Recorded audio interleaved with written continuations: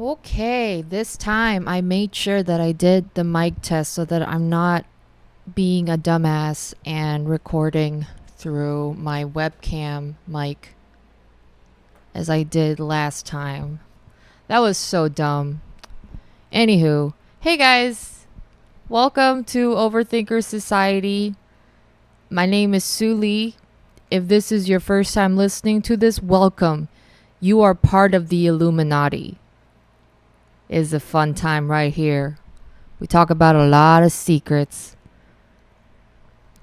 If you are returning, I really thank you so much. Thank you so much. With the power of my elongated camera, elongated mic, strings, and cables, such as cables. Oh man, I gotta really settle down to be able to articulate myself. Um, yeah, I made some technical oopsies last time, so I did double checking, and I'm kind of I'm holding my body like something's fragile, like I'm holding something that's gonna break if I drop it. Uh, but yeah, I really hope I made sure that everything is fine this time. I hope this comes out. Okay, maybe I'll just, you know what? I'm not gonna turn off the AC because I'd rather have a very good conversation with you guys tonight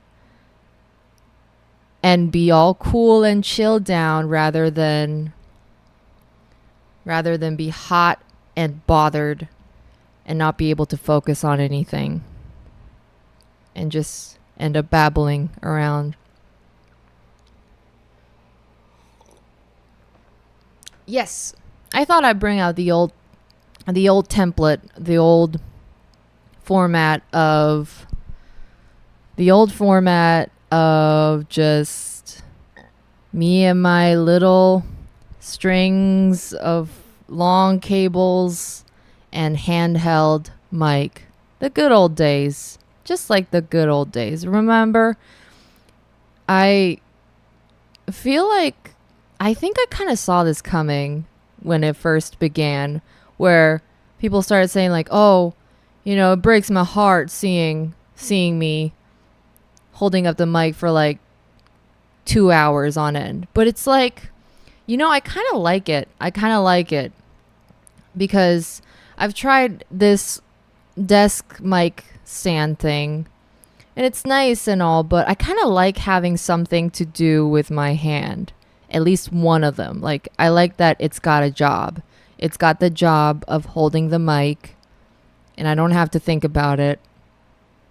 I don't got to move my arms around animatedly. I just got to hold it to my mouth, and just speak. Sorry, I feel like that was a little bit of a mid intro.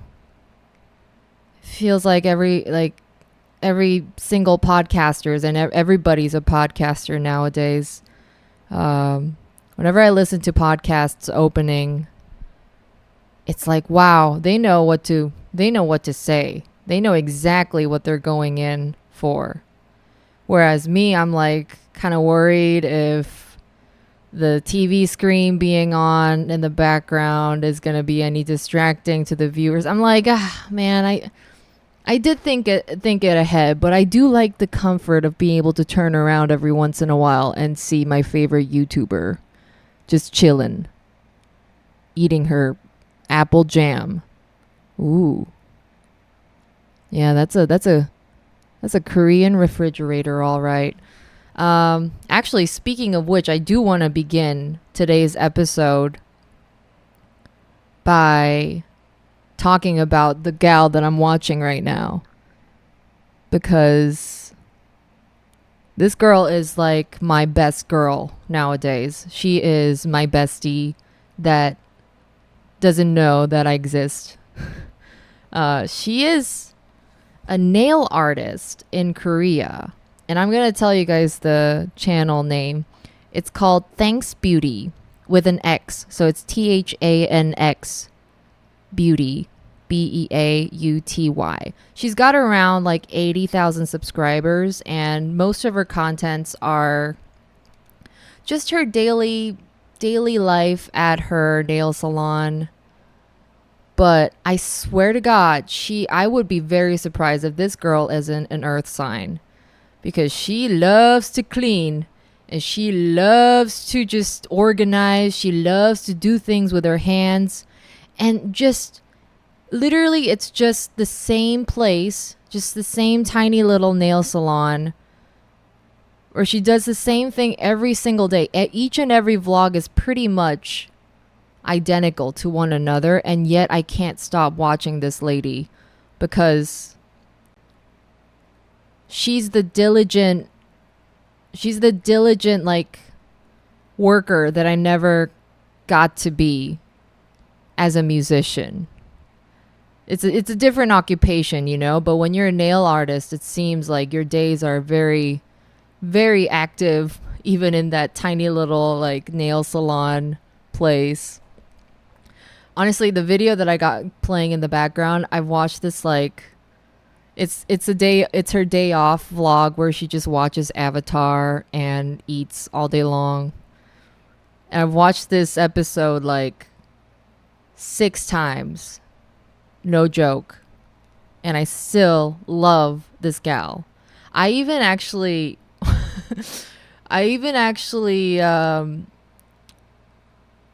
what's that word? Utilize what's that word? What's that word that you use for substances? Abuse. I even abused my YouTube number status, you know, like, oh, the fancy, 300,000 subscribers, wow.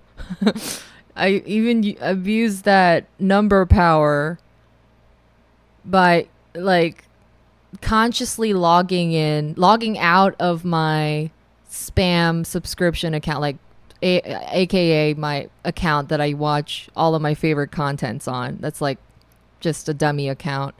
And I even went out of the way to log out of that and then log into my Suli official account to leave a comment on on one of her videos on her channel on Thanks Beauty, that like I really, really enjoy her content, and her content makes me want to move my body, and it's just so satisfying to see her daily life as a nail technician. Really cool stuff. I don't know if she actually read it, but I hope she has. I want to be her friend. So yeah, check out Thanks Beauty. Actually my boyfriend doesn't really like this, so maybe this is not like a men thing, but he says it's a little hard to watch the cuticle removal part. I mean, not gonna lie, that's my least favorite part too. It's a part where she puts like some skin softener or something and then peels off a layer of people's nails. It's like a little buffering your fingers up for the bougie pretty nail treatment ahead. But yeah, it's a little like icky to watch because it looks like kind of like it could be painful. It looks like it could be like a little bit, like, isn't she cutting a little too close to the skin? Maybe we might end up seeing blood, but that's why she's a professional. There will never be a blood. But yeah, I can't stop watching this lady. I've got her on 24/7 now. I'm not joking. That and catching up with some playthroughs of Black Myth Wukong. Black Myth Wukong. That game is beautiful. And also, it's a story that I have grown up with in South Korea. It's a very famous like folklore, Chinese folklore.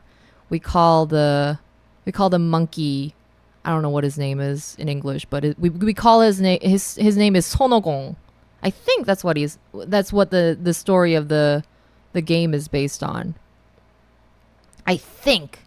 But maybe I might be just making it up. I might be just confusing with a very similar character. But anywho, Black Myth Wukong is very good. but I like Thanks Beauty better. But yeah, recently I've been.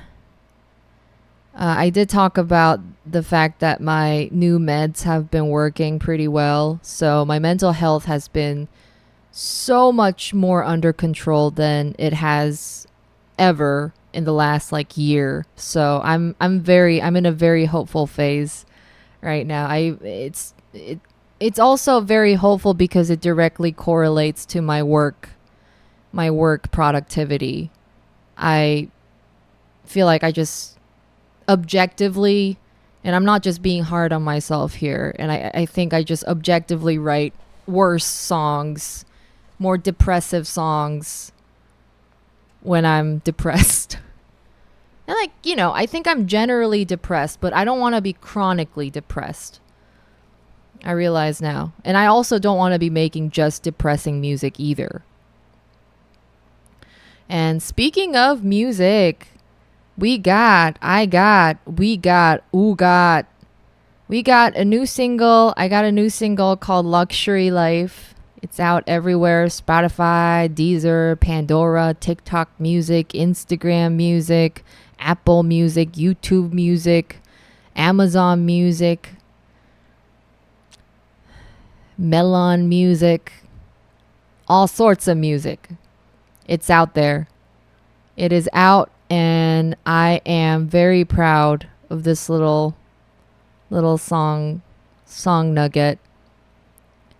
And I hope you guys just find it funny, find it a little bit lighthearted. I call it I'll Just Dance 2.0 because it just sounds like producing wise, the production of it, I feel like only in production value. It sings about completely different matters from I'll Just Dance, but just as a beat alone, just the soundscape of it is like if I'll Just Dance was on speed. Like, I've never been very proud or happy about the production of I'll Just Dance because I just whipped it up so quickly. I just never really felt proud of it. But this one, I really went for it. And the mixer, Greg Buchanan, I believe, unless it's Buchanan.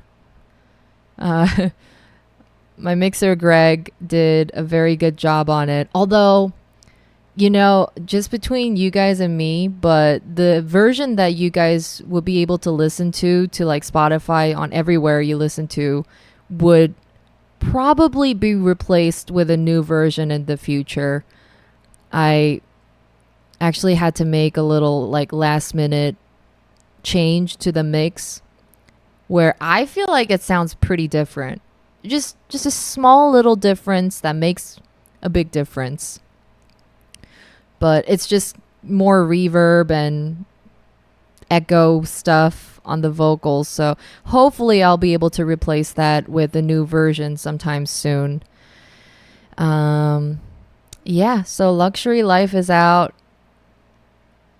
Do please take a listen. It's okay if you don't like it, but I hope you enjoy it at the very least a little bit. And if you like it, tell your friends about it. Tell your doggies and your sheeps and your cows and your cats and your mom and your dad and your grannies and your stepmoms and your stepdads and your... Sorry, I just like listing stuff. It makes me feel smart.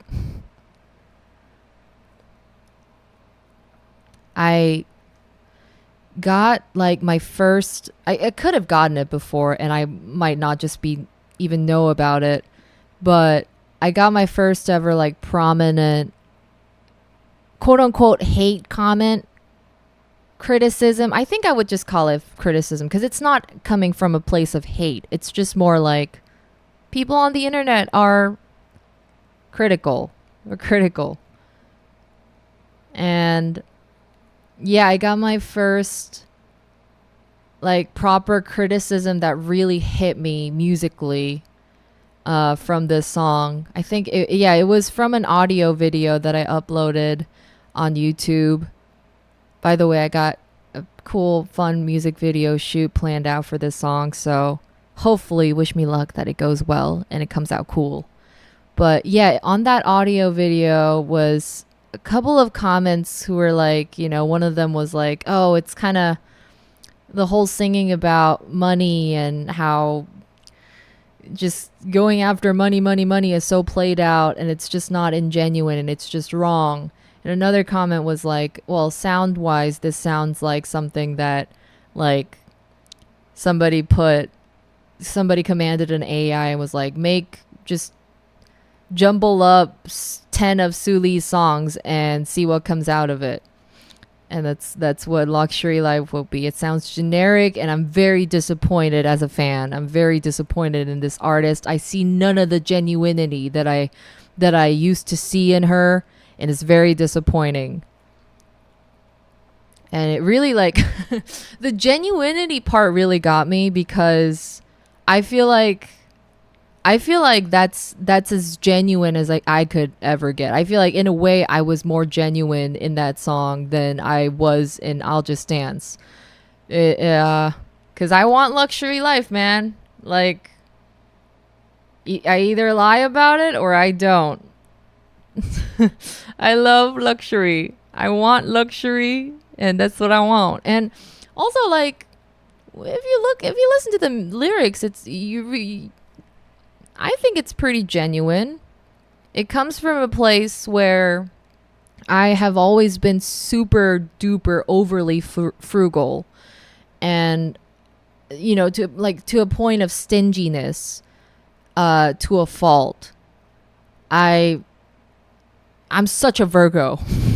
I am such a Virgo, man. You have no idea. You might not like hanging out with me. You might be a fan, but you might not enjoy hanging out with me because I am pretty stingy to a point of no fun sometimes. Like, I could go to Disneyland this weekend, but tickets. I could go to Universal Land. What the fuck is Universal Land? Universal Studios, but the tickets.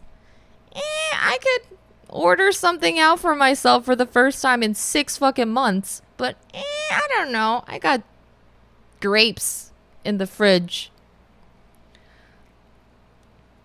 To a fault. I am frugal to a fault. I gotta treat myself a little more. I gotta know how to learn. I gotta learn how to enjoy what life has to offer a little more. And that's what luxury life really came from, rather than just materialistically desiring something that's super out of this world and mega luxurious, mega decadent. It's not really that. The message is that, okay, I have had so many times in my life where things I went through a lot of pain and I wasn't able to enjoy my life. I wasn't able to enjoy myself because I was trying to save money so much. But yeah, I mean, I ain't gonna lie. I wouldn't mind taking a little ride on a private jet. That's everybody's dream, I do get a feeling that once when it does happen, it's not gonna feel like much. Also, contrary to what I feel like a lot of people might think how I would react to a lot of things, I can be pretty stoic. And so maybe if, say oh my God, guys, many years ago, I sang about flying in a private jet and getting lit on the dankest grass. And here I am in my private jet. It's so cool, guys. Wow. On a vlog or something. But in reality, I could just be wow, this is cool. Yeah, this is chill. Yeah, it's pretty nice.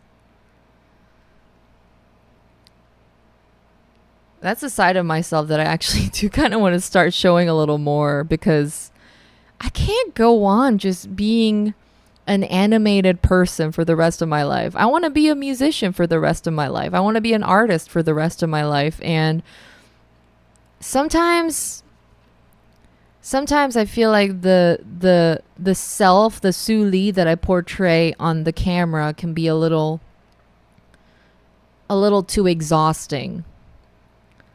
Like, I'm pretty chill. I can be pretty chill. But I can also be pretty chaotic too, so I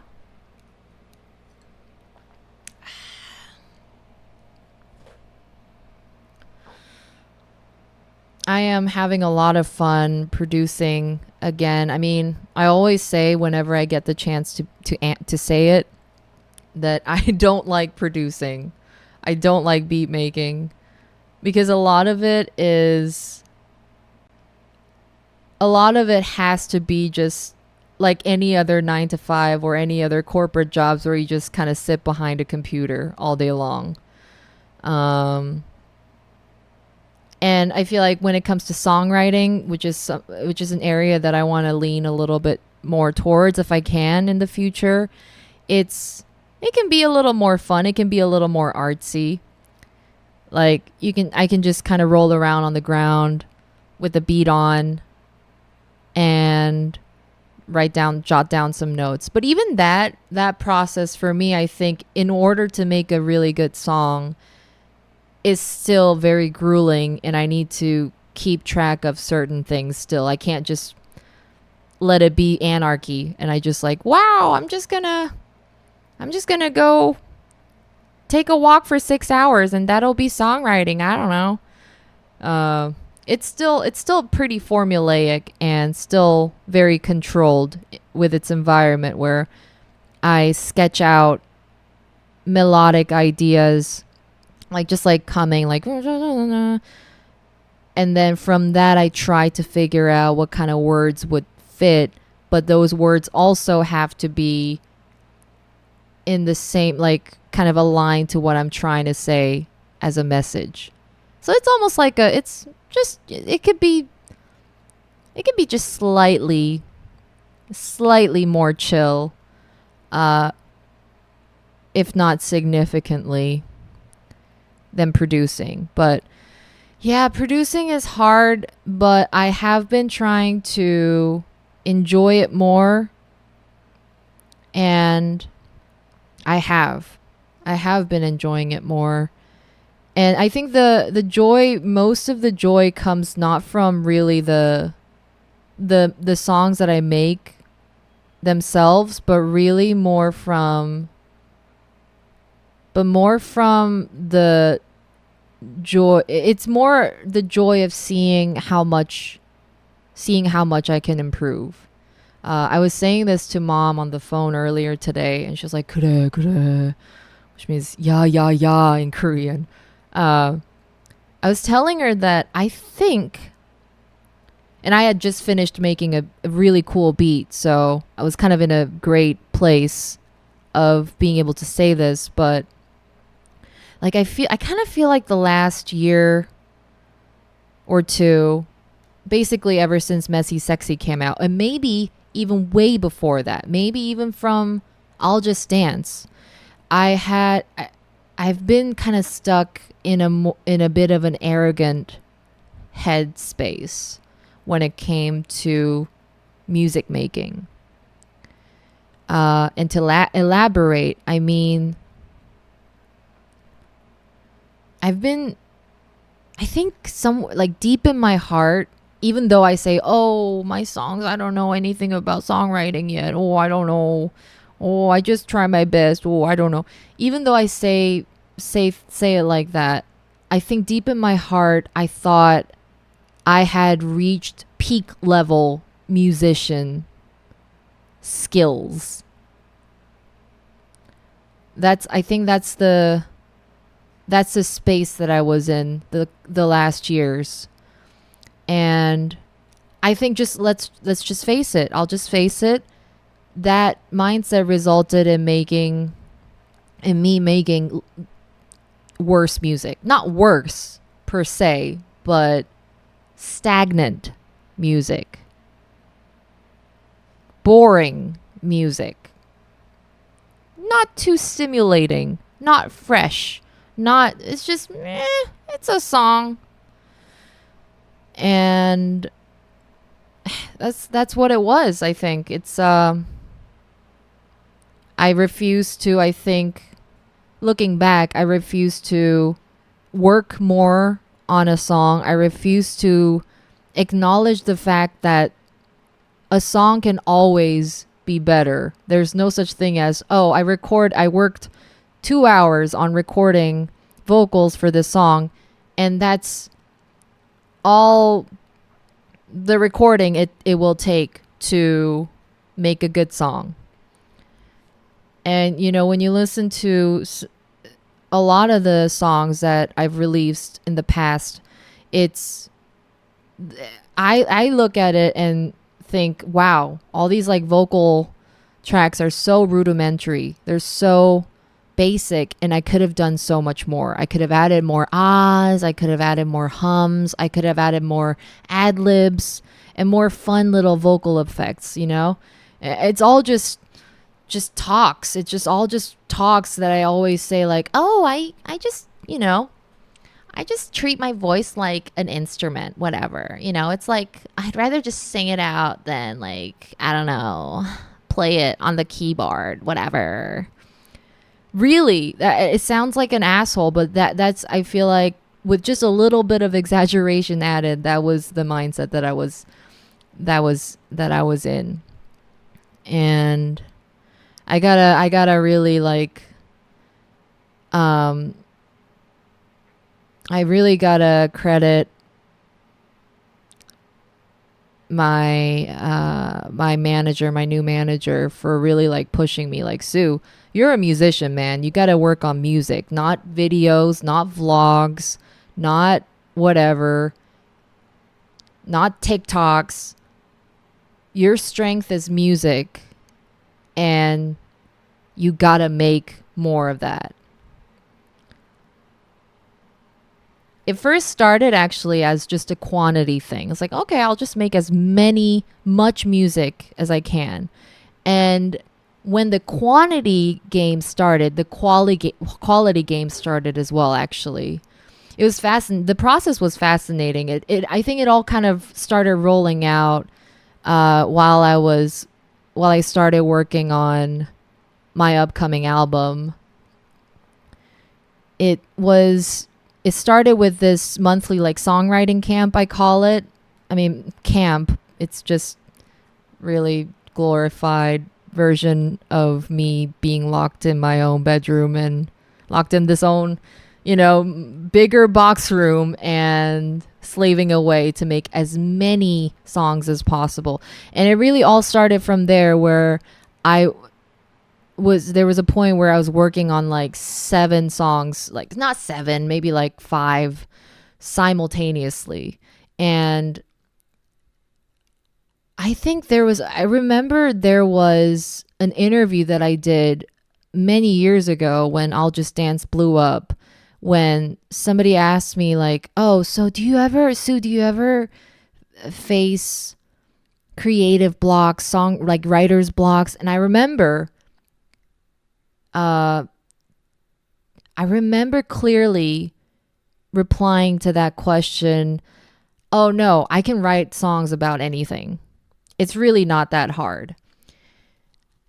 Fast forward a few years, this songwriting camp was the first time I had faced like this ginormous ball. Like, it was just, I was faced with this ginormous ball of chaos, project management issues, mental challenges, creative challenges. Like, it was like it was like a block like no other.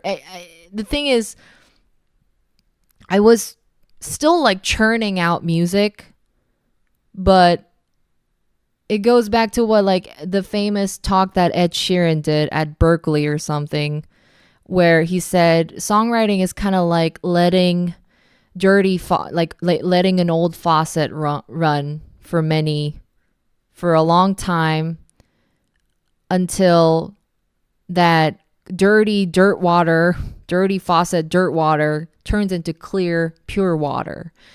And I guess, this was my purifying period in a way. And that purification still continues. Yeah, I've basically, simply put, I just realized recently that I have simply just not been making enough music.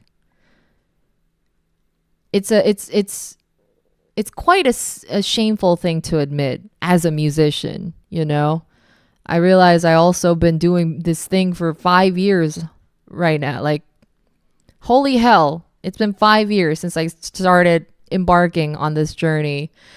And I still don't know where I'm going with it, but at least I know that I'm not yet the master. I'm not yet a master. And that actually gives me a lot of hope, because I know that that's the right mindset to be in. It's definitely not right if you're thinking, oh, this beat, this song is the best thing, this best work that I'll ever produce. And why is it not going viral? That's no. That's no. I think it's good that even though I'm very proud of Luxury Life that's already out in the world, I still feel like that's not my best work. There's so many projects that I'm working on right now that I now can't wait to just put out and show them what I got. Show them people like who said, this sounds like it was made by AI. This sounds like this is not genuine. No, this is not real music. I can show them what I got. And I'm still going. So I don't know what my point is, but I'm a little more humbled as a musician, and I think all I'm trying to say is I'm just excited to show you guys the new work. And it makes me slightly nervous because it's so different, but I feel like that's the only way I'll have it.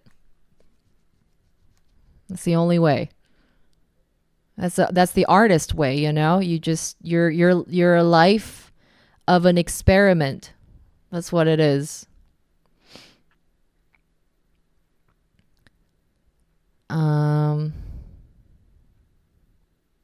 Unless you're Jackson Pollock, who'll just forever just throw paintings. Or I don't know, maybe Jackson Pollock has been experimenting too. Who knows?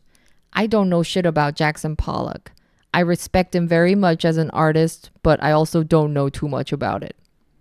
I just thought it would sound very intelligent to name drop Jackson Pollock. I used to think as an English learner in Korea, it was so sexy and so intelligent for people to name drop. Like, especially directors, when actors are like, oh yeah, David Hasselhoff. Oh yeah, Jack Antonoff. Oh yeah, my good friend, Stevie Wonder. I don't know. Now I can name drop whoever I want. I know a lot of names. So yeah, I think that pretty much wraps up this week's episode. I really kind of wanted to get the next episode up quickly, at least this week, because of the oopsies that I made in the last episode with the mic. So this better be a good quality audio, because if not, I'm gonna be so angry at myself. So fingers crossed, and I hope you guys enjoyed listening to this episode. And yeah, just let me know your thoughts in the comments. I don't care if it's criticism. I don't care if it's positive. I don't care if it's just ranting. I made this space so that I and you guys can also feel free to just ramble. It's a little safe space, and I love not promoting and not having to promote too much about this project. It's just a little thing. Just a little thing where I can share with the world that I'm going through something. This is what I'm going through. It's better than just mulling on it by myself kind of thing. So yeah, if there's any topics that also you guys would like me to cover next time or talk about, let me know. And thank you. Stream Luxury Life. Or not. It's okay. I love you too. Still. Thank you and bye-bye. Bye.